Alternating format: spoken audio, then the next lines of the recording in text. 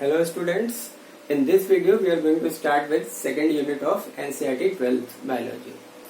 तो बच्चों जो सेकेंड यूनिट है उसमें हम लोगों को पढ़ना है जेनेटिक्स एंड एवोल्यूशन के बारे में। एवोल्यूशन उसका सेकेंड पार्ट हो गया, सेकेंड यूनिट का सेकेंड पार्ट हो गया। एक्चुअली यहाँ पर 3 लेसन दिए हैं, तो जेनेटिक्स में 2 लेसन शामिल किए गए। पहला हो गया आपका principles of inheritance and variation, तो यहीं से स्टार्ट करेंगे। तो सबसे पहले तो ये समझते हैं कि जेनेटिक्स होता क्या है, व्हाट इज जेनेटिक्स। ठीक है, अब जेनेटिक्स की आपने बहुत सारी डेफिनेशंस पढ़ी होंगी, अलग अलग बुक्स में अलग अलग तरीके से ब्यूटिफाइड लैंग्वेजेस दिए हुए हैं, लेकिन बहुत जो सिंपल डेफिनेशन है जेनेटिक्स की वो आपको ऐसे याद रखनी है। 3 चीजें एक सीक्वेंस, एक ऑर्डर बना लीजिए। ऑर्डर क्या है? GHV। अभी GHV को डिफाइन करते हैं, समझते हैं क्या है। तो G फॉर हो गया आपका जेनेटिक्स, एंड H और V को आपस में क्या कर लेना है, आपको ऐड कर लेना है, जोड़ लेना है। ठीक है, अब यहीं से आपकी डेफिनेशन तैयार हो गई किसकी? जेनेटिक्स की। तो G for this is genetics, H for heredity, heredity plus कर दीजिए V for variation, V for variation. तो आप कहेंगे the branch of biology which deals with the study of heredity and variation. The branch of biology which deals with the study of heredity and variation is known as genetics. इसको genetics कहा जाता है। ठीक, अब genetics की ठीक है भाई, डेफिनेशन तो समझ में आ गई, लेकिन एग्जैक्टली अब हेरिडिटी और वेरिएशन क्या चीज है? जब ये दोनों चीज समझ में आएंगी तभी आप एग्जैक्टली जेनेटिक्स को समझ पाओगे, है ना। तो अब जरा हम लोग समझते हैं। क्या आपने सोचा है कभी? एनसीईआरटी में पहली ही लाइन लिखी हुई है कि जो एलिफेंट होता है वो हमेशा बेबी एलिफेंट को ही बर्थ करता है।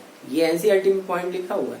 चलिए छोड़िए, एलिफेंट बहुत से लोगों ने शायद नहीं देखा होगा। अरे यार, इंसानों को तो देखा है ना। सोचा है कभी इंसान जो है इंसान ही क्यों पैदा करता है? इंसान के घर में घोड़े क्यों नहीं पैदा हो जाते हैं, या इंसान के घर में कबूतर क्यों नहीं पैदा हो जाते हैं? तो ये जो क्वेश्चन है, इसी क्वेश्चन का आंसर जो हमें पार्ट दे रहा है बायोलॉजी में, दैट इज जेनेटिक्स। ठीक है, अब यहाँ पर समझना है कि हेरिडिटी क्या है। तो हेरिडिटी जो है उसका सीधा सा मीनिंग है कि जो भी एक इंडिविजुअल होता है, पहले तो जेनेटिक्स को ऐसे भी समझ सकते हो, रिप्रोडक्शन से अगर रिलेट करो तो लाइक बिगेट्स लाइक। ठीक है, जो जैसा है इन द सेंस कि अगर कोई माइक्रो ऑर्गेनिज्म है तो अपने जैसा ही माइक्रो ऑर्गेनिज्म प्रोड्यूस कर रहा है, कोई मैक्रो ऑर्गेनिज्म है तो वो अपने जैसा ही मैक्रो ऑर्गेनिज्म प्रोड्यूस कर रहा है। मतलब अगर एलिफेंट है तो उसके घर में बेबी एलिफेंट ही पैदा होगा। ठीक है, मतलब उसके यहाँ बेबी एलिफेंट ही पैदा होगा। ह्यूमन बीइंग जो है वो human being, baby human being को ही पैदा करेगा। ठीक है ना। तो कहने का सेंस है कि जो भी एक ऑर्गेनिज्म है वो अपने जैसे ही दूसरे ऑर्गेनिज्म प्रोड्यूस करता है। लेकिन यहाँ पर एक पॉइंट आपको याद रखना है, क्या वो जो ऑर्गेनिज्म प्रोड्यूस हो रहे हैं, जिनको जैसे अब ये समझो कि ये ए है, ए और बी है। ठीक है, ए और बी है, इन्होंने क्या सी प्रोड्यूस कर दिया। इन्होंने क्या प्रोड्यूस कर दिया? सी प्रोड्यूस कर दिया। तो अब यहाँ पर जो ये सी प्रोड्यूस हो रहा है, ये सी कौन हो गया? ये सी हो गया इन दोनों का ऑफ स्प्रिंग। ठीक है, ये हो गया ऑफ स्प्रिंग। ऑफ स्प्रिंग को हिंदी में क्या बोलते हैं? संतान, मतलब बच्चे। ठीक है, ऑफ स्प्रिंग। और ये ए और बी, ये कलेक्टिवली क्या हो गए? तो दिस इज, ये जो दोनों हैं ये कहलाएंगे पेरेंट्स। ये पेरेंट्स हो गए। अब इस पेरेंट में भी एक जो ए है वो कौन होगा?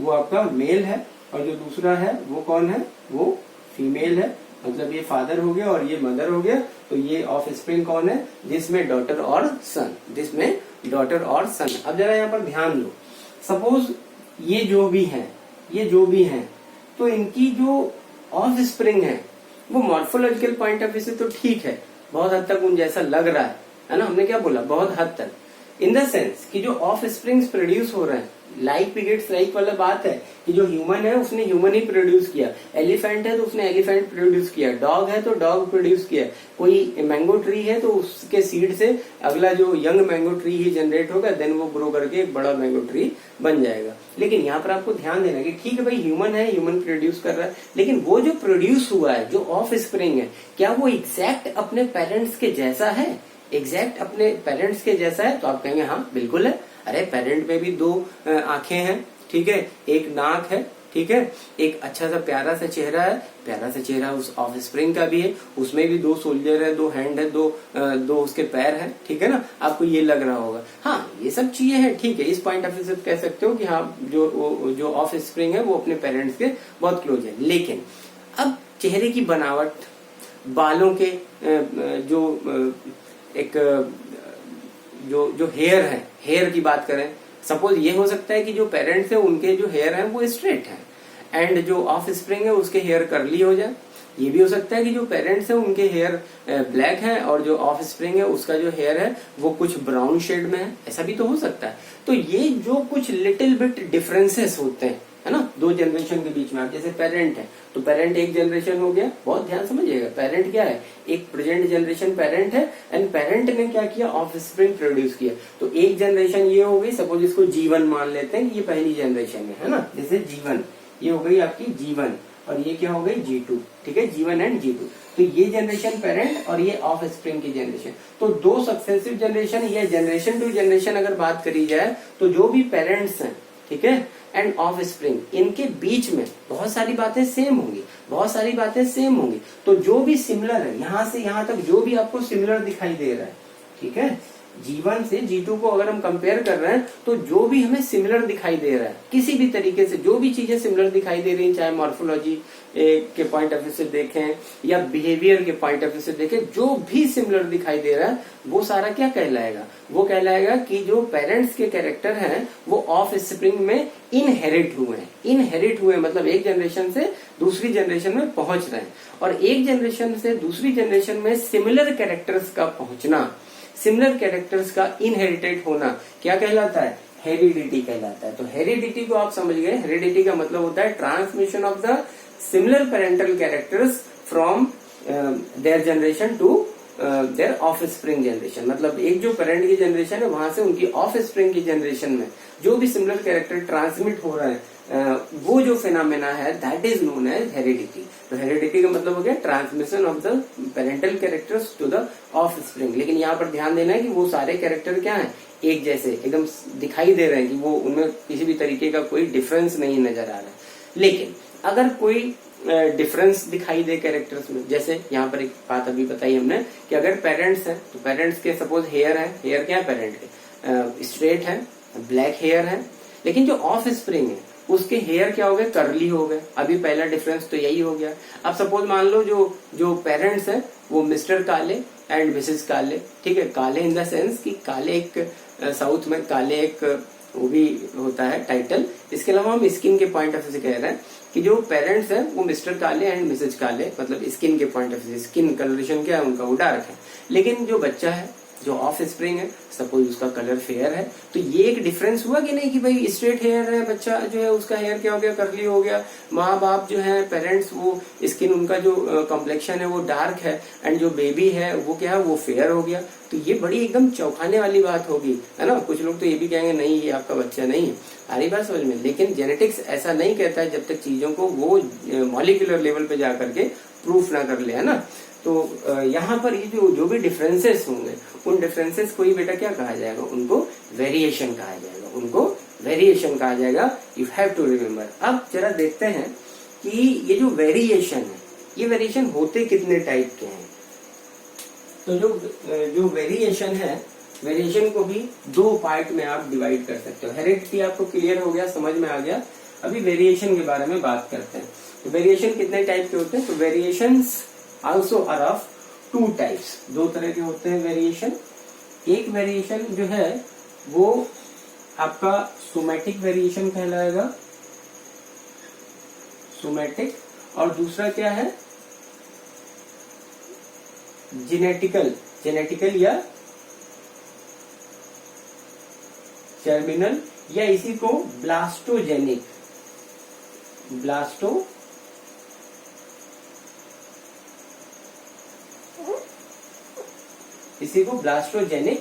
वेरिएशन भी कहेंगे, ठीक है। तो यहाँ पर आपको इम्पोर्टेंट जो चीज है वो समझना ये है कैसे डिफरेंशिएट किया गया, वेरिएशन में भी जो है डिफरेंसेस बनाए गए वो कैसे। तो जो सोमैटोजेनिक वेरिएशन होते हैं ये एक तरीके से एक्वायर्ड वेरिएशन होते हैं। Acquired variation in the sense जैसे मान लीजिए आप पढ़ाई कर रहे हैं, आपने बायोलॉजी पढ़ी, आपने केमिस्ट्री पढ़ी, आपने फिजिक्स पढ़ी और आपको बहुत कमांड है, ठीक है, आप नीट या एम्स का एग्जाम बहुत अच्छे नंबरों से क्वालिफाई कर गए, ठीक है, आप एक अच्छे डॉक्टर बन गए, 5 साल जो एमबीबीएस की पढ़ाई होती है, देन इंटर्नशिप का जो पूरा प्रोसेस है वो पार करके आप एक बहुत बेहतरीन जाने माने डॉक्टर हो गए, आपकी बड़ी अच्छी प्रैक्टिस चल रही है। एंड क्या हुआ, इसके बाद आपने शादी करी, आपके बच्चे हुए, और अब देखिए आप बड़े जाने माने बड़े अच्छे डॉक्टर हो गए थे पढ़ लिख करके, एंड आपका जो बच्चा है वो पैदाइशी, उसको बायो बहुत आती है, उसको केमिस्ट्री में भी बहुत उसको हाई फाई नॉलेज है, ठीक है, उसको नीट का एग्जाम हलवा लग रहा है, उसने कोई तैयारी नहीं की, बस ऐसे ही गया बैठा एग्जाम में और बस क्वालिफाई हो गया। इन द सेंस कि आपने जो अपने एटमॉस्फेयर में जो भी अटेन किया था, आप पढ़ लिख करके खूब एक अच्छे डॉक्टर हो गए, तो आप डॉक्टर है, इन द सेंस आपका बेटा भी क्या डॉक्टर होना चाहिए, या आपकी बेटी भी क्या है डॉक्टर होना चाहिए, और उसको अपनी डॉक्टरी की पढ़ाई के लिए कोई एफर्ट नहीं करना है। क्यों? क्योंकि सारा तो आपने जो है आपने अपने अंदर सारा एक्वायर कर लिया था, सारी नॉलेज आपने क्या कर ली थी, एक्वायर कर ली थी, ठीक है। या ऐसे भी इसको समझा जा सकता है, सपोज मान लीजिए आप को किसी तरीके से कोई चोट वगैरह आ गई और आप कोई पेरेंट है, उसकी एक फिंगर जो है किसी चोट में उसकी एक फिंगर चली गई, कट गई, कोई एक्सीडेंट है, एंड उसके जो ऑफ स्प्रिंग है, ठीक है, उसमें क्या है, उसमें क्या एक फिंगर गायब रहेगी पहले से ही? नहीं, ऐसा नहीं है। तो सोमैटिक का सेंस है कि एक पर्टिकुलर बॉडी पे जो भी वेरिएशन दिखाई दे रहा है, अगर वो वेरिएशन के एटमॉस्फेरिक इफेक्ट की वजह से है या किसी एक्सीडेंट की वजह से, कुछ भी मतलब जेनेटिकल नहीं है, अपनी आपकी बॉडी पर एक वेरिएशन एक एक्वायर्ड कैरेक्टर की तरीके से, तो एक्वायर्ड कैरेक्टर जो है वो कभी भी एक से दूसरी जनरेशन में पास नहीं होता है, ठीक है ना।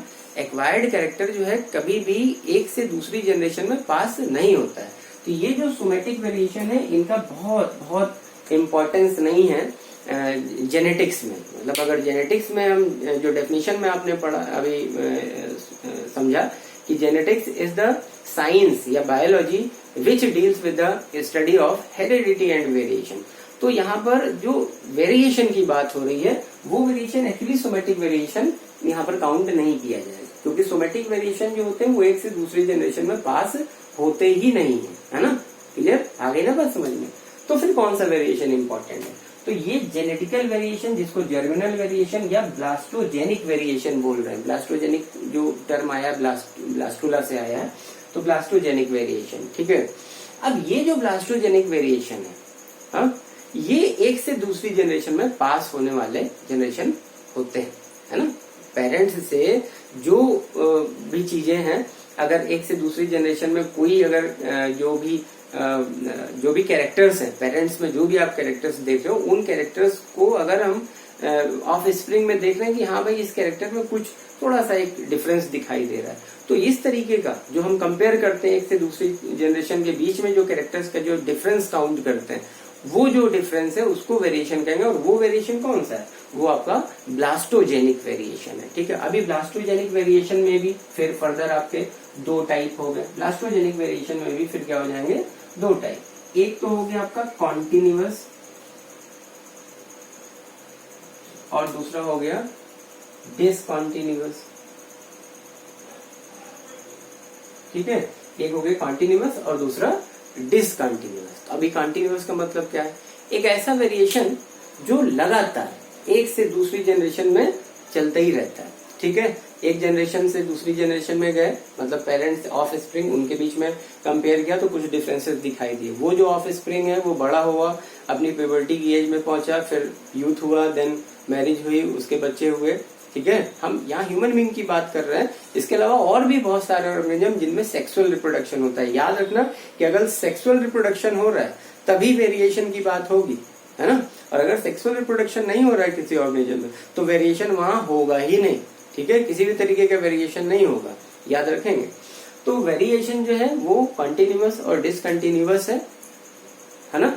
अगर जो वेरिएशन है वो हर जनरेशन में थोड़ा थोड़ा हर जनरेशन में काउंट हो रहा है तो वो आपका कंटिन्यूअस वेरिएशन कहलाएगा। और कंटिन्यूअस वेरिएशन या डिसकंटिन्यूअस वेरिएशन बनाने के पीछे जो वेरिएशन है उनको क्लासिफाई करने के पीछे का जो ट्रूथ है वो क्या है? तो तो फैक्ट ये है कि देखिए एक जब मॉलिक्यूलर जब हम लोग जेनेटिक्स पढ़ेंगे तो डीएनए के बारे में, तो वहां सारी ये डिटेल हम आपको क्लियर करेंगे। फिर भी आप इतना सुन लीजिए कि जो मियोसिस होती है, मियोसिस में एक स्टेज होती है जो प्रोफेज फर्स्ट है, उसमें 5 फेजेस होते हैं। तो एक स्टेज होती है पैकेटिंग, ठीक है ना, क्रॉसिंग ओवर होता है वहां पर। तो क्रॉसिंग ओवर की वजह से ही, ठीक है, क्रॉसिंग ओवर की वजह से ही क्या होते हैं, जेनेटिक रिकॉम्बिनेशंस डेवलप होते हैं। क्रॉसिंग ओवर की वजह से जेनेटिक रिकॉम्बिनेशंस डेवलप होते हैं। और जब भी जेनेटिक रिकॉम्बिनेशंस डेवलप होते हैं, जेनेटिक रिकॉम्बिनेशन जिसको डीएनए की रिकॉम्बिनेशन भी कहा जा सकता है, तो उसकी वजह से जो वेरिएशन डेवलप होते हैं एक से दूसरी जनरेशन में, और ये बड़ा नेचुरल फिनोमेना है। तो ये वेरिएशन क्या कहलाता है, कंटिन्यूअस वेरिएशन। और डिसकंटिन्यूअस वेरिएशन का सेंस क्या हो गया, जैसे मान लीजिए कि एकदम से एटमॉस्फेयर में कोई बहुत ऐसा चेंज आ जाए, एकदम से सपोज अल्ट्रावायलेट जो रेज है उनका जो इफेक्ट है वो एकदम से बढ़ जाए एटमॉस्फेयर में किसी एक जगह पर अपने अर्थ पर, या जो इंफ्रारेड है, हाँ सपोज ऐसे तो अर्थ के एटमॉस्फेयर में इंफ्रारेड बहुत रेयर आ पाते हैं, लेकिन मान लीजिए किसी वजह से, या छोड़िए बहुत सारे ऐसे रेडिएशंस होते हैं, कहीं पर रेडियोएक्टिव रेज जो है बहुत ज्यादा अमाउंट में एटमॉस्फेयर में रिलीज हो रहे हैं, ठीक है। तो किसी भी तरीके से ये जो सारी चीजें जो रेडिएशंस हैं तरह तरह के, है ना, इनसे अगर एकदम से सडन कोई चेंज आ जाता है इंडिविजुअल में, तो उस सडन चेंज को क्या बोलोगे, उसको बोलोगे म्यूटेशन, ठीक है। और म्यूटेशन की वजह से अगर कोई वेरिएशन डेवलप हो रहा है, म्यूटेशन की वजह से अगर कोई वेरिएशन डेवलप हो रहा है बेटा, तो उसको क्या कहा जाएगा, वो कहलाएगा आपका डिसकंटिन्यूअस वेरिएशन। आगे बात समझ में। तो जो जेनेटिक्स है that is the branch of biology या branch of natural science which deals with the study of heredity and variation. And variation आपको अब तक पूरी तरह से क्लियर हो गया होगा, ठीक है। अब हिस्टोरिकल्स में कुछ इम्पोर्टेंट साइंटिस्ट हैं जिनके नाम है, अक्सर कभी कभी आपसे ये बात पूछ ली जाती है, लेकिन इससे पहले एक एनसीईआरटी में पॉइंट दिया हुआ है, may be historical point of view से मे बी आपसे ये क्वेश्चन पूछ लिया जाए ऑब्जेक्टिव में कि ह्यूमन बीइंग को ये जो एक से दूसरी जनरेशन में ये कि एक कैरेक्टर हमेशा सेक्सुअल रिप्रोडक्शन जब भी होता है तो एक जनरेशन से दूसरी जनरेशन में कैरेक्टर्स पास होते हैं, और वो कैरेक्टर्स जो है 100% पास नहीं होते, उसमें कुछ नए कैरेक्टर्स भी रिकॉम्बिनेंट होकर के पहुंचते हैं। तो वो जो रिकॉम्बिनेंट फॉर्म्स है उनको वेरिएशन बोलेंगे, और जो एज सच पास हो रहे हैं उनमें कोई डिफरेंस नहीं है, वो क्या हो जाएंगे, वो आपके सीधे सीधे उनके लिए कहा जाएगा कि पेरेंट्स टू ऑफ स्प्रिंग, वो सीधे सीधे एकदम एक जैसे ही जैसे थे उसी फॉर्म में पहुंच रहे हैं, ठीक है। तो ये जो नॉलेज है कि एक से दूसरी जनरेशन में कैरेक्टर पास होते हैं, ये नॉलेज ह्यूमन बीइंग को कब से थी, तो जब भी सिविलाइजेशन आपकी डेवलप हुई, ठीक है ना, धीरे धीरे जो ह्यूमन बीइंग है वो बहुत ज्यादा क्यूरियस था, अपने सराउंडिंग में चीजों को समझता था, ऐसे करते करते हम लोग बहुत ज्यादा सिविलाइज्ड हो गए। और करीब करीब जब 800 to 1000 बिफोर क्राइस्ट का पीरियड था, ये जो पीरियड 800 to 1000 बिफोर क्राइस्ट, जब हम इस टाइम स्केल के आसपास जब पहुंचे, है ना, जब ह्यूमन सिविलाइजेशन करीब इस दौर में थी, तब इंसानों को इस बारे में पता चला पहली बार, ठीक है ना। एनसीईआरटी में पॉइंट दिया हुआ है कि जो सेक्सुअल रिप्रोडक्शन है उसकी वजह से एक से दूसरी जनरेशन में कैरेक्टर पास हो रहे हैं, लेकिन वो जो कैरेक्टर है एज सच नहीं पास हो रहे हैं, उसमें कुछ नए कैरेक्टर्स भी बनते हैं, ठीक है। समझ में बात आ गई, क्लियर। तो ये पॉइंट है, और इसी बेसिस पर अपनी इस नॉलेज के बिहाफ पे ही जो इंसान है उसने एग्रीकल्चर और तरह तरह की फार्मिंग, और जो एनिमल में जो ये हाइब्रिडाइजेशन होते हैं जिनको आर्टिफिशियल सिलेक्शन भी कहा जाता है ना, एक तो होता है नेचुरल सिलेक्शन, नेचर कर रहा है, और एक होता है आर्टिफिशियल सिलेक्शन। तो ए फॉर आर्टिफिशियल और ए फॉर आदमी। तो मैन मेड जो भी सिलेक्शंस होते हैं या कोई भी चीज अगर मैन मेड है तो उसको आर्टिफिशियल बोलेंगे। तो आर्टिफिशियल सिलेक्शन का दौर शुरू हुआ, है ना, कब शुरू हुआ, 800 to 1000 before Christ, because of this knowledge of the human being, clear. और इंसान ने अपने फायदे के लिए बहुत सारी चीजें तैयार कर ली। जैसे एक एग्जांपल दिया हुआ है साहिवाल काऊ, पंजाब में बड़ी फेमस काऊ है साहिवाल काऊ, है ना। बड़ा अच्छा जो उसका मिल्क काउंट है वो बड़ा अच्छा होता है एंड बड़ी अच्छी वैरायटी मानी जाती है। तो वाइल्ड टाइप जो काऊ थे, वाइल्ड टाइप देखिए यहाँ पर एक चीज है, अक्सर बच्चे कंफ्यूज होते हैं कि भाई वाइल्ड टाइप क्या है। तो वाइल्ड टाइप का मतलब जिसको आपने नहीं बनाया, जिसको नेचर ने बनाया, वो 100% जो नेचुरल फॉर्म्स है वो वाइल्ड टाइप कहलाते हैं। और उन वाइल्ड टाइप से, ठीक है, आर्टिफिशियल सिलेक्शन के थ्रू हमने अपने लिए डोमेस्टिक एनिमल्स तैयार कर लिए, डोमेस्टिक एनिमल्स तैयार कर लिए। फसलें, क्रॉप्स की बात करें तो जो भी नेचुरल वाइल्ड टाइप्स थे, उन वाइल्ड टाइप्स में मान लीजिए हमारे लिए जो प्रोडक्शन थी, हमारी जो ईल्ड थी वो हमको कम मिल रही थी और हमने उसमें थोड़ा हाइब्रिडाइजेशन करा दिया, थोड़ा आर्टिफिशियल सिलेक्शन का ये जो मेथड है इसको अप्लाई किया और उससे हमारे लिए एक ऐसी क्रॉप तैयार हो गई जो हमें जो ईल्ड दे रही, ईल्ड का मतलब जो प्रोडक्टिविटी जो हमें मिल रहा है ना, आउटपुट, वो हमें ज्यादा मिलने लगा, ठीक है ना। तो ये नॉलेज थी इंसान को, लेकिन इसके पीछे का फैक्ट नहीं पता था, इसके पीछे का कोई फैक्ट नहीं पता था कि एग्जैक्टली ये होता कैसे है। एग्जैक्टली ये पता था कि हाँ हो जाता है, लेकिन इसके पीछे का फैक्ट नहीं पता था। और मेंडल को भी इसके पीछे का फैक्ट नहीं पता था, ठीक है। ये जो आर्टिफिशियल सिलेक्शन वाली जो बात है, जिसको हाइब्रिडाइजेशन भी कह सकते हो, इसी को फैक्ट बना के मेंडल ने भी वर्क किया था। मेंडल ने अपना किस पे वर्क किया था? मेंडल ने वर्क किया था पाइसम सेटाइवम, जिसको बोलते हैं गार्डन पी, ठीक है ना। तो गार्डन पी पे मेंडल ने वर्क किया, जरा ध्यान दीजिएगा। और मेंडल को भी कुछ नहीं पता था, ना तो डीएनए के बारे में जानते थे, ना क्रोमोसोम के बारे में जानते थे, ना आरएनए के बारे में जानते थे, कुछ भी नहीं पता था। मेंडल ने क्या कहा? There are some factors in the individual body. जो पी प्लांट है, जो गार्डन पी प्लांट है, उसकी बॉडी में कुछ फैक्टर्स हैं and these factors are responsible for that output. जो भी आउटपुट वहां पर उन्होंने दिखाया है ना, मेंडल ने 2 लॉ डेवलप किए थे, तो वो सारी चीजें अभी हम लोग पढ़ेंगे। समझ में आ गई बात? अब जरा देख लेते हैं कुछ हिस्टोरिकल बैकग्राउंड में कुछ जो मेन साइंटिस्ट हैं जिनके बारे में कभी कभी आपसे पूछ लिया जाता है। जैसे पहले ही नाम अभी हमने लिया जेनेटिक्स में कि फादर ऑफ जेनेटिक्स कौन है। जैसे आपसे यही पूछ लिया जाएगा कि who is father of genetics, तो फादर ऑफ जेनेटिक्स में आपको नाम लेना है किसका? ग्रेगर जॉन मेंडल का, ठीक है। ग्रेगर जॉन मेंडल का नाम लेना है। वो क्या थे? वो एक मोंग थे, है ना, वो एक पादरी थे चर्च में। इत्तेफाकन वो साइंटिस्ट बन गए, है ना, इत्तेफाकन बन गए। यही ये जो नेचुरल हाइब्रिडाइजेशन वाला जो फिनोमेना है, नेचुरल से उन्होंने क्या किया, वाइल्ड टाइप से ही उन्होंने क्या किया था, आर्टिफिशियल सिलेक्शन से वैरायटीज डेवलप किए, ठीक है ना। तो इत्तेफाकन साइंटिस्ट बन गए। लेकिन सबसे पहले उन्होंने एक बहस, एक नई फील्ड लोगों को समझने के लिए खोल दी, या एक नई फील्ड, एक नया दरवाजा लोगों को दिखा दिया कि यार देखो ये है, ऐसा करोगे तो ऐसा हो सकता है। आ रही ना बात समझ में? तो इसलिए जो मेंडल है उनको रिगार्ड किया जाता है as the father of genetics. अब क्योंकि मेंडल एकदम पहले वर्कर हैं जिन्होंने इस फील्ड में काम किया, तो इसलिए इनको फादर ऑफ क्लासिकल जेनेटिक्स भी कहा जाता है। इनको फादर ऑफ क्लासिकल जेनेटिक्स भी बोल रहे हैं। किनको? मेंडल को। मेंडल के बाद दूसरे एक और साइंटिस्ट है, नाम क्या है? बैटेसन, BATESON, बैटेसन। इनका नाम लिया जाता है। इनका नाम क्यों लिया जाता है?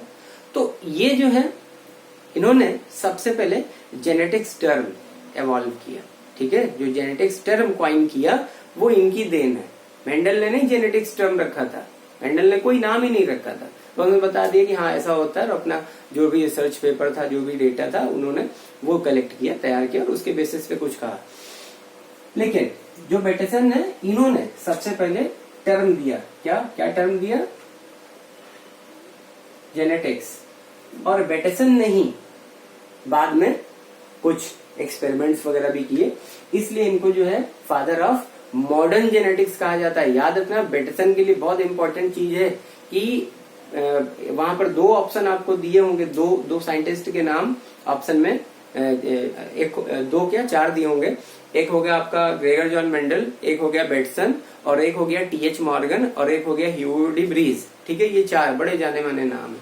अब इसमें पूछ लिया जाएगा कि who is the father of modern genetics, तो मॉडर्न जेनेटिक्स में नाम आपको लेना है किसका? बैटेसन का। एंड पूछा जाएगा who point the term genetics, तो ज्यादातर लोग मेंडल पे टिक लगा देते हैं जिनको बहुत अच्छी नॉलेज नहीं है, जिन्होंने ध्यान से नहीं पढ़ा। आपने अच्छी तरह से पढ़ा है तो याद रखेंगे कि जो जेनेटिक्स टर्म है that was given by Bateson. Clear? Okay. इसके बाद टीएच मॉर्गन। टीएच मॉर्गन ने ड्रोसोफिला पे बड़ा काम किया था। ड्रोसोफिला क्या होता है?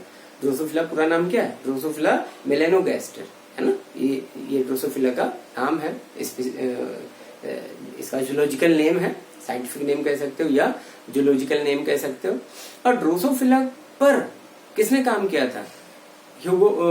हमारे टीएच मॉर्गन ने। टीएच मॉर्गन ने इस पे बड़ा वर्क किया, बड़े एक्सपेरिमेंट किए। ठीक है, तो इस बेसिस पर उन्होंने कुछ जो भी अपने डेटा, जो भी फैक्ट बनाए, है ना, उनका बड़ा एक जेनेटिक्स में बड़ा रोल है, जिस वजह से जो हमारे टीएच मॉर्गन है उनको क्या कहा जाता है? उनको कहा जाता है फादर ऑफ एक्सपेरिमेंटल जेनेटिक्स। तो 3 नाम आपको याद रखना है। एक हो गया आपका फादर ऑफ जेनेटिक्स, फिर हो गया फादर ऑफ मॉडर्न जेनेटिक्स, ठीक है, and father of experimental genetics. तो फादर ऑफ जेनेटिक्स या क्लासिकल जेनेटिक्स में मेंडल का नाम रखेंगे, फादर ऑफ मॉडर्न जेनेटिक्स में आप बेटसन का नाम रखेंगे, and father of experimental genetics में टीएच मॉर्गन का नाम रखेंगे। Is it clear? अब आते हैं कि कुछ टर्म्स जो हैं उन टर्म्स को समझ लेते हैं। अच्छा हाँ, यहाँ पर एक जो नाम है वो भी इम्पोर्टेंट है, ह्यूमन जेनेटिक्स, है ना। इंसानों से रिलेटेड जो भी जेनेटिक्स है उसमें क्या है, उसमें किस साइंटिस्ट का नाम रखा जाए? तो गैरॉड। ठीक है, याद रखेंगे, साइंटिस्ट का नाम है गैरॉड।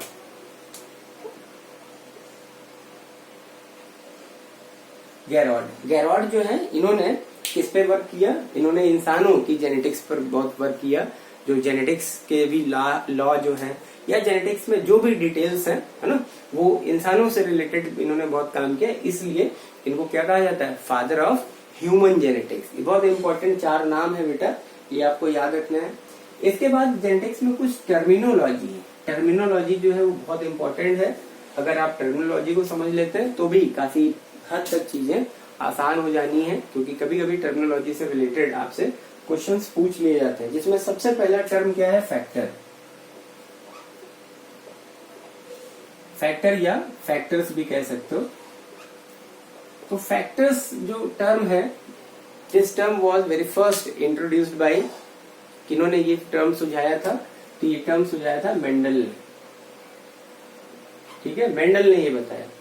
हमने अभी आपको बोला ना कि मेंडल को डीएनए, क्रोमोसोम, इन सारी चीजों के बारे में कोई मालूमात नहीं थी, क्योंकि उस समय तक जो भी आपका जो साइटोलॉजी है या जो साइटोजेनेटिक्स है उसके बारे में इतना कुछ भी नहीं रिसर्च हुआ था, तो इसलिए भाई उन्हें नहीं पता था। समझ में आ रहा है ना? तो मेंडल ने माना कि there are some factors are responsible for that particular phenomena. जो भी उन्होंने देखा, आउटपुट जो भी उन्होंने जनरेट किया, जो भी उन्होंने लॉ बनाया, उस लॉ के लिए उन्होंने एक फैक्टर मान लिया कि हाँ ऐसे फैक्टर रहे होंगे। और उन्हीं फैक्टर में उन्होंने क्या नाम लिया? कुछ डोमिनेंट फैक्टर होते हैं और कुछ रिसेसिव फैक्टर होते हैं। ठीक है, बाद में इन्हीं फैक्टर्स को किस तरीके से इंट्रोड्यूस किया? बाद में इन्हीं फैक्टर्स को जीन्स के फॉर्म में इंट्रोड्यूस किया गया। And genes the term was given by Johnson. याद रखना है, साइंटिस्ट का नाम है। जीन्स जो टर्म है, this was given by Johnson. And ये जो जीन्स हैं ये होते क्या हैं? तो जीन्स जो है उनको जेनेटिकल व्हीकल्स कहा जाता है। अब भाई जेनेटिकल व्हीकल्स कहाँ है? तो सपोज मान लीजिए ये आपका डीएनए है, ठीक है, सपोज दिस इज डीएनए, और डीएनए की पूरी लेंथ में बहुत सारे बेस पेयर्स होते हैं, और उन्हीं में से कुछ बेस पेयर्स किसी एक पर्टिकुलर कैरेक्टर के लिए जिम्मेदार होते हैं, फिर कुछ बेस पेयर्स मिलकर के किसी एक पर्टिकुलर कैरेक्टर का डिटर्मिनेशन करते हैं, है ना। डीएनए ही तो है हमारा एक जेनेटिकल मॉलिक्यूल, ठीक है, जो जेनेटिक्स का जो बेसिस है, मॉलिक्यूलर बेसिस ऑफ इनहेरिटेंस जब हम लोग पढ़ेंगे तो उसमें डीएनए का ही एक मेजर रोल है ना, अलॉन्ग विद आरएनए। तो देखते हैं ये जो डीएनए, अब डीएनए क्या, सपोज आपने इतने एक सेगमेंट की बात कर ली, अब इस पर्टिकुलर एक सेगमेंट में जो भी नंबर ऑफ बेस पेयर्स हैं, वो बेस पेयर्स जो है कुछ पर्टिकुलर कैरेक्टर्स का क्या कर रहे हैं, डिटर्मिनेशन कर रहे हैं। ये पर्टिकुलर कैरेक्टर हो सकते हैं, जैसे हेयर का टाइप क्या होगा, है ना, स्ट्रेट होंगे, कर्ली होंगे, जो स्किन कलरेशन है वो क्या हो सकता है, इसके अलावा हाइट क्या हो सकती है, ठीक है ना। तो बहुत सारे कैरेक्टर्स हैं ऐसे जो पेरेंट्स से ऑफ स्प्रिंग्स में पास होते हैं। तो उन सारी चीजों के लिए जिम्मेदार कौन है? डीएनए। और डीएनए का वो एक पर्टिकुलर पार्ट जो एक खास तरीके के जेनेटिकल कैरेक्टर का डिटर्मिनेशन कर रहा है, उसी को क्या बोलेंगे? उसको बोलेंगे जीन, ठीक है। तो genes are located on the DNA, ठीक है। जीन जो पूरा डीएनए है वो बहुत सारे जीन्स को लेकर के चल रहा है, ठीक है। तो genes are located on DNA, और एक जनरेशन से दूसरी जनरेशन में जो चीज पास हो रही है वो कौन है? वो है क्रोमोसोम। और क्रोमोसोम किसके बने हुए? डीएनए के बने हुए, ठीक है। और डीएनए पे कौन है? जीन्स। तो सीधी सी बात है, अगर क्रोमोसोम पास हो रहा है मतलब डीएनए पास हो रहा है, और डीएनए पास हो रहा है मतलब जीन्स जो है वो एक से दूसरी जनरेशन में पास आउट हो रहे हैं। इस वजह से जीन्स को क्या कहा जाएगा? जीन्स को बोला जाएगा दे आर हेरिडेटरी व्हीकल्स, ठीक है। मतलब इन्हीं व्हीकल्स पर बैठ करके जो कैरेक्टर्स हैं वो एक से दूसरी जनरेशन में पास होते हैं। तो स्पेसिफिक segment of DNA या a part of DNA which is responsible to determine a genetical character is known as gene। इसको क्या बोलेंगे? जीन बोलेंगे। and this term was given by Johnson। Clear? तो कैरेक्टर तो भाई बहुत सारे होते हैं। बाद में इन्हीं जीन्स से एक और नया टर्म इजाद किया गया, एक और नया टर्म डेवलप किया गया, दैट इज एलिल, ठीक है। एलिल्स या इन्हीं को क्या कहा गया? एलिलोमॉर्फ। इनको एलिल्स या एलिलोमॉर्फ कहा गया, ठीक है। अब ये जो टर्म है, जो एलिल टर्म है, ये किसने क्वाइन किया? This term was given bye whom? तो इसके लिए भी आपको किसका नाम याद रखना है? जॉनसन का नाम याद रखना है, ठीक है। कैसे? अब जरा देखिए, समझते हैं कि भाई एलिल होता क्या है। तो एलिल को आप ऐसे डिफाइन कर सकते हो, जैसे यूं मान लीजिए कि एक्स वाई जेड ये बहुत सारे जीन्स हैं, ये बहुत सारे जीन्स हैं, ऐसे ले लो, यूं ले लो। जैसे आपने जो पढ़ा होगा, बहुत कॉमन बुक में दिया हुआ है, 10th क्लास में भी आपने पढ़ा है। जैसे capital T and small T, ये रिप्रेजेंटेशन दिया था फैक्टर के लिए, उन्होंने सिंबल जनरेट किए थे पेंडल ने। तो ये कैपिटल टी है, ये स्मॉल टी है। अब जरा ध्यान दो, कैपिटल टी क्या कर रहा है? किसका डिटर्मिनेशन कर रहा है? पी प्लांट में। इसकी वजह से जो प्लांट की जो हाइट है वो क्या है? वो प्लांट जो है वो टॉल है। प्लांट लंबा है, मतलब हाइट उसकी क्या है? लॉन्ग है, लंबा है प्लांट, तो वो टॉल है। और जो स्मॉल टी है ये क्या कर रहा है? ये क्या कर रहा है? ये इसकी वजह से जो प्लांट है उसकी हाइट क्या है? कम है, तो प्लांट क्या कहलाएगा? ड्वार्फ हो गया, ठीक है। अब यहीं पर दूसरी बात करते हैं, कैपिटल आर और स्मॉल आर ले लीजिए। अब ये कैपिटल आर की वजह से जो फ्लावर के जो पेटल्स है उनका कलर क्या हो जा रहा था? रेड है, या किताबों में रेड या पर्पल, ठीक है, लिखा हुआ। एंड स्मॉल आर की अगर बात करें तो स्मॉल आर क्या है? स्मॉल आर की वजह से जो पेटल्स है उनका, फ्लावर पेटल्स का कलर क्या था? व्हाइट, ठीक है। बहुत ध्यान से, बहुत एकदम इत्मीनान से चीजों को समझो। आज पहली बार जो लोग अभी तक कंफ्यूज थे जीन्स एंड एलिल में, उनकी पहली बार में ये प्रॉब्लम क्लियर होने वाली है। अब जरा समझ लीजिए, प्लांट चाहे टॉल हो चाहे डॉर्फ हो, ये दोनों चीजें हैं तो एक ही सिक्के के दो पहलू, ठीक है। हैं तो एक ही सिक्के के दो पहलू। भैया वो सिक्का कौन सा हो गया? वो सिक्का हो गया हाइट। उस सिक्के को, उस कॉइन को क्या बोलेंगे? हाइट। हाइट का मतलब जो उसकी जो लंबाई है उससे रिलेटेड, ठीक है। तो हाइट क्या हो गया? एक कॉइन हो गया, और उस एक कॉइन के दो फेजेस हो गए, टॉल एंड डॉर्फ। आ गई बात समझ में? तो height is a character, height is a character. और वो जो हाइट है उसको आप या तो टॉल के बिहाफ पर देख सकते हो या डॉर्फ के बिहाफ पर देख सकते हो। क्यों? क्योंकि इस हाइट को रेगुलेट करने के लिए यहाँ पर दो तरीके के जीन्स मौजूद हैं प्लांट में। जो हाइट को रेगुलेट करने के लिए दो जीन्स मौजूद हैं। बहुत ध्यान समझिएगा। हाइट क्या है? अपने आप में एक कैरेक्टर हो गया। हाइट जो है अपने आप में एक कैरेक्टर हो गया। अब आते हैं कि भाई फ्लावर जो है उसकी पेटल क्या है? या तो व्हाइट है, आइदर रेड और व्हाइट, ठीक है। ये फ्लावर की पेटल का कलर है, पेटल कलर, ठीक है।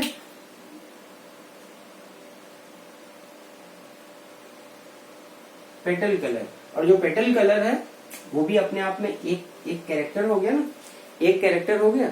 तो जब हम किसी एक पर्टिकुलर कैरेक्टर की बात नहीं करते हैं, बहुत ध्यान समझिएगा, जब हम किसी एक पर्टिकुलर कैरेक्टर की बात नहीं करते हैं बल्कि ए नंबर ऑफ कैरेक्टर्स के इनहेरिटेंस की बात करते हैं, तो वो जो भी सारे एलिल्स हैं या जो भी सारे हमारे part of segment of DNA हैं, उनको क्या कहा जाएगा, उनको कलेक्टिवली क्या कहा जाएगा, उनको कलेक्टिवली जीन्स कहा जाएगा। तब तो वो जीन्स हैं। लेकिन इन्हीं जीन्स में से, यहाँ पर देखिए a number of genes are here, यहाँ पर लिखे हुए हैं, और इन्हीं जीन्स में से अगर हम किसी एक particular character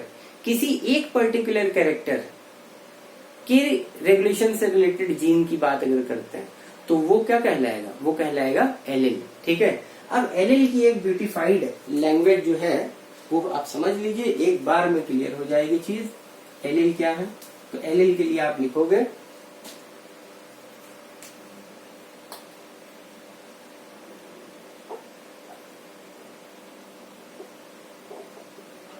gene which regulate gene which is gene which regulate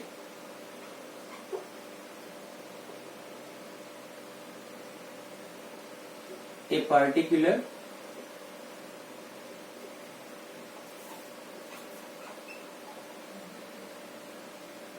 genetical character only known as allele. ठीक है।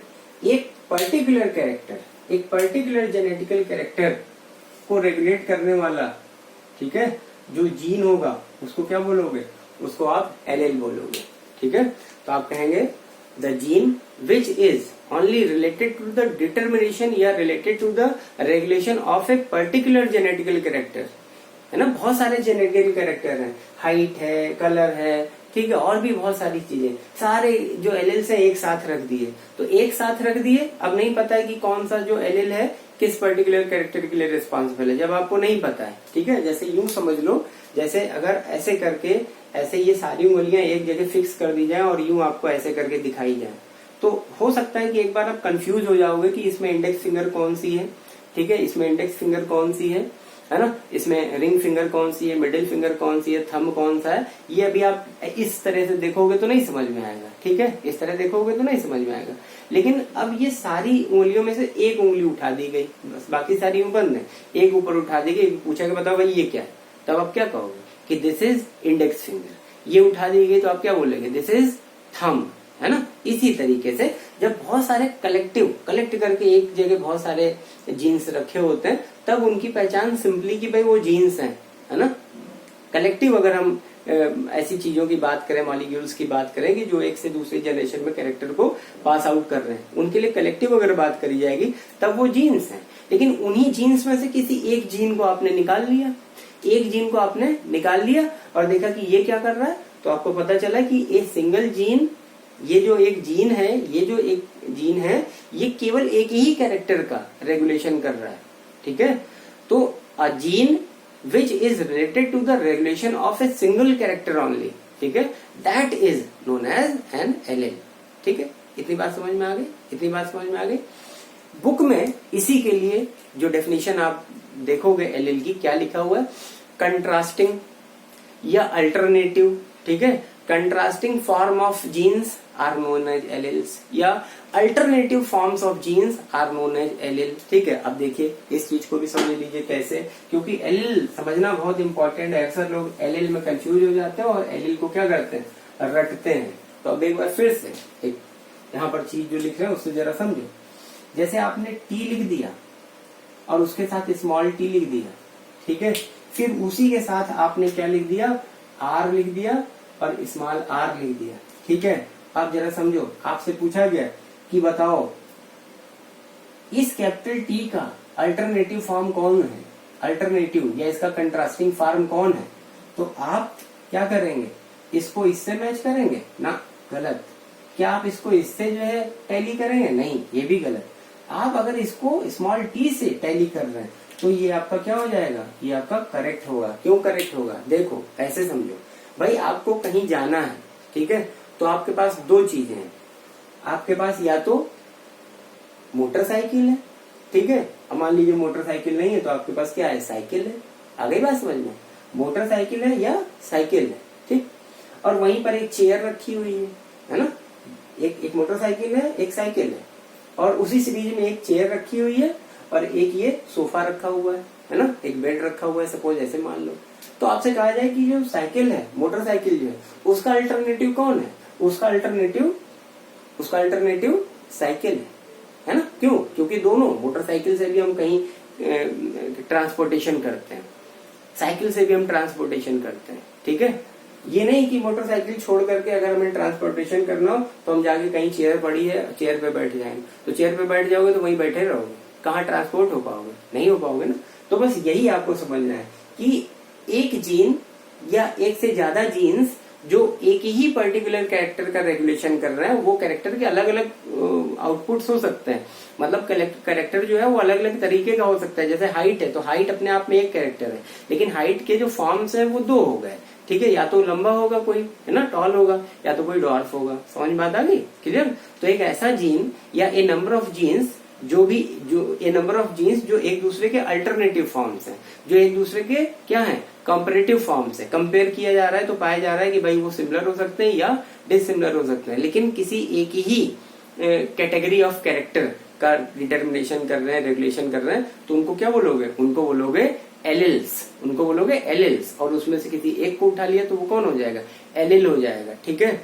और इसका एक और नाम है तो वो एलिलोमॉर्फ हो गया, क्योंकि जो भी एक जेनेटिकल कैरेक्टर होता है वो उससे रिलेटेड कोई मॉर्फोलॉजी में वो चीज दिखाई देती है, तो मॉर्फोलॉजी से मॉर्फ जोड़ दिया गया, तो ये हो गया आपका एलिलोमॉर्फ। तो एलिल को आप क्या बोलेंगे, alternative forms of the genes for a common character known as allele. Alternative forms of the genes for a common character known as allele. बेटा ये बहुत इंपॉर्टेंट चीज थी, क्योंकि अगर आप बेसिक नहीं समझ रहे हैं तो आप आगे जो जेनेटिक्स है उसको बिल्कुल नहीं समझ पाएंगे, टोटल आप गलत करेंगे, इसलिए समझना बहुत बहुत बहुत जरूरी है, ठीक है। तो आप एलिल के बारे में क्लियर हो गया। अब इन्हीं एलिल्स में फिर आपको क्लासिफाई करना है। एलिल्स में भी कैटेगरी बनाई गई, तो उन कैटेगरी को जरा समझते हैं। एलिल्स को दो कैटेगरी में रखा गया। एक तो हो गए आपके होमोजाइगस एलिल्स और दूसरे हो गए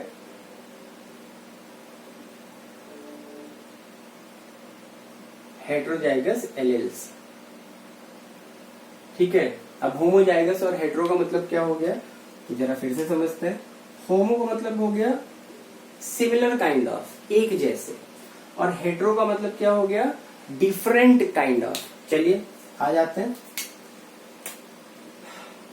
प्लांट की जो हाइट है उसको रेगुलेट करने के लिए जो हमारे एलिल्स का सेट है वो कुछ इस तरीके से आपको दे दिया गया है। एक सेट जो है उसमें आपको कुछ फॉर्म्स दिए गए हैं, एक सेट ऐसा बना के दे दिया गया, एक ऐसा बना के दे दिया गया और एक ऐसा लिख दिया गया। आपसे पूछा जा रहा है कि बताओ यहाँ पर होमोजाइगस और हेट्रोजाइगस का कॉन्सेप्ट कहाँ है, समझाओ। तो देखो एक सेट ऑफ एलिल ये रखा हुआ है और इस सेट ऑफ एलिल में बोथ द जीन्स या बोथ द फैक्टर्स, ठीक है, आर ऑफ सिमिलर काइंड। जब ये जो कैपिटल टी है ये भी क्या कर रहा है, प्लांट की हाइट का ही तो रेगुलेशन कर रहा है ना। ये जो कैपिटल टी है ये भी हाइट का रेगुलेशन कर रहा है। तो हाइट को रेगुलेट करने वाले जब दोनों जीन्स, बहुत ध्यान से समझिए प्लीज, हाइट को रेगुलेट करने वाले जब ये दोनों जीन्स एक जैसे हैं, दोनों में कोई अंतर नहीं, इसकी वजह से भी प्लांट क्या होगा, टॉल होगा, और इसकी वजह से भी क्या होगा, टॉल होगा। तो जब दोनों एक ही जैसे हैं तो ये दोनों क्या हो गए, ये दोनों एक दूसरे के होमोजाइगस हुए कि नहीं। होमोजाइगस का मतलब जैसे तुम वैसे हम, ठीक है ना, समझ बात आ गई। डबल रोल, ठीक है, डबल रोल देखा ना फिल्मों में, डबल रोल। तो जैसा ये वैसा ही, इसका आउटपुट भी क्या है, प्लांट लंबा होगा, इसकी वजह से प्लांट जो है लंबा होगा। तो when both the alleles, when both the alternative forms of the genes are similar, of each other. तो ये क्या हो जाएगा, ये हो जाएगा आपका homozygous allele. Same year small T की वजह से प्लांट क्या होता है, डॉर्फ होता है, हाइट में कम होता है, ठीक है। तो जो इसका एक्सप्रेशन है वही इसका, तो ये दोनों क्या हो गए, ये होमोजाइगस है, ये भी होमोजाइगस, ये इसका होमोजाइगस, ये इसका होमोजाइगस, ये इसका होमोजाइगस, ये इसका होमोजाइगस। लेकिन जब यहां पर पहुंचे तो पता चला, पता क्या चला, ये पता चला, सिंपल है कि जो कैपिटल टी है उसकी वजह से प्लांट क्या हो जा रहा है, टॉलनेस, ये जो है प्लांट में टॉलनेस कॉज कर रहा है, और ये प्लांट में क्या कर रहा है, डॉर्फनेस कॉज कर रहा है। इसकी वजह से प्लांट जो है वो नाटा है, छोटा है, बौना है, ठीक है। और ये टॉल क्या है, लंबा है, प्लांट टॉल है, ठीक है। तो अब बताओ अल्टरनेटिव फॉर्म्स तो हैं, ये कैपिटल टी स्मॉल टी का अल्टरनेटिव फॉर्म है, या कह सकते हो कि स्मॉल टी कैपिटल टी का अल्टरनेटिव फॉर्म है। दोनों जीन्स है, कलेक्टिवली ये क्या है, कलेक्टिवली बोथ आर जीन्स। लेकिन ये एक जीन एक पर्टिकुलर कैरेक्टर के लिए रिस्पॉन्सिबल है, चाहे ये, दोनों में से दोनों ही इंडिविजुअली क्या कर रहे हैं, एक पर्टिकुलर कैरेक्टर के लिए रिस्पॉन्सिबल है। तो ये क्या हो जाएंगे, एलील है, तब इनको एलील बोलोगे। एलील का मतलब क्या हो गया, alternative forms of the genes for a common character, तो ये एलील है। लेकिन अब इनमें भी इनका एक्सप्रेशन जरा देखिए, तो ये वाला जो एलील है इसकी वजह से प्लांट क्या है, टॉल है, इसकी वजह से स्मॉल टी की वजह से प्लांट क्या है, ड्वार्फ है। तो ये दोनों जो जीन्स हैं इनका एक्सप्रेशन एक ही कैरेक्टर के लिए, हाइट के लिए है, लेकिन हाइट का एक्सप्रेशन क्या है, स्मॉल टी की वजह से हाइट छोटी है और कैपिटल टी की वजह से हाइट क्या है, प्लांट लंबा है। आ रहा है बात समझ में। तो इस तरह से ये वाले केस में ये इसका डिसिमिलर फॉर्म हो गया, ये जो जीन है इससे डिसिमिलर हो गया, एक ही कैरेक्टर का रेगुलेशन कर रहे हैं लेकिन इनके एक्सप्रेशन बदल रहे हैं, इनकी वजह से एक्सप्रेशन बदल जा रहा है। तो ये इसका डिसिमिलर है, ये इसका डिसिमिलर है, अल्टरनेटिव होने पे भी ये एक दूसरे से डिसिमिलरिटी दिखा रहा है, इसलिए ये दोनों क्या हो जाएंगे, heterozygous allele of each other. Capital T small T का हेटेरोजाइगस है और स्मॉल टी कैपिटल टी का हेटेरोजाइगस है। आ गई बात समझ में। इसी तरीके से सपोज मान लीजिए आप फ्लावर कलर की अगर बात कर रहे हो तो जो कैपिटल आर है वो स्मॉल आर का हेटेरोजाइगस है, ठीक है। जो कैपिटल आर है that is the heterozygous of small R, और जो स्मॉल आर है that is the heterozygous of capital R, ठीक है। क्यों, क्योंकि दोनों जो कैपिटल आर स्मॉल आर है, ये जो जीन्स हैं दोनों पेटल्स के कलर के लिए रिस्पॉन्सिबल है, लेकिन ये जो कैपिटल आर है इसकी वजह से पेटल्स रेड होंगे या पर्पल होंगे और स्मॉल आर की वजह से व्हाइट होंगे, ठीक है बच्चों। तो एलील्स के बारे में आज हम लोगों ने डिटेल्स में समझी, टर्मिनोलॉजी में मैंने आपको जीन्स के बारे में बताया, एलील के बारे में बताया, फैक्टर के बारे में। अब और जो पार्ट है वो नेक्स्ट वीडियो में हम लोग डिस्कस करेंगे। Thank you.